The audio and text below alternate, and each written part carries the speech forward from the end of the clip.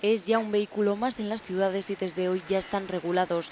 Los patinetes eléctricos no podrán circular por las aceras y cuando haya aglomeraciones sus usuarios deberán bajarse del vehículo para facilitar el tránsito de los viandantes. La regulación, la normalización es positivo porque vivíamos un poco en un limbo de que nadie realmente sabía por dónde podía circular, a qué velocidades, qué formatos eran permisibles, que era un ciclomotor, que era un patinete. La edad mínima para circular con ellos será de 14 años y el casco es obligatorio.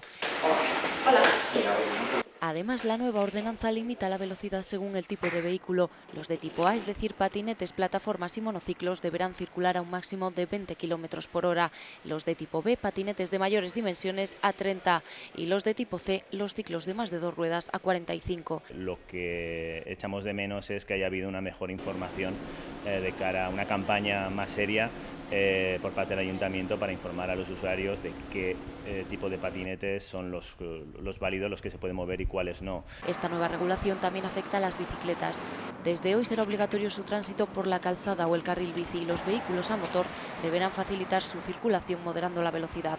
También es obligatorio el casco y no se podrá hacer uso de auriculares o llevar animales sujetos por correa. La prioridad es garantizar la seguridad de los peatones en Pamplona, donde en 2017 se registraron más de 100 atropellos.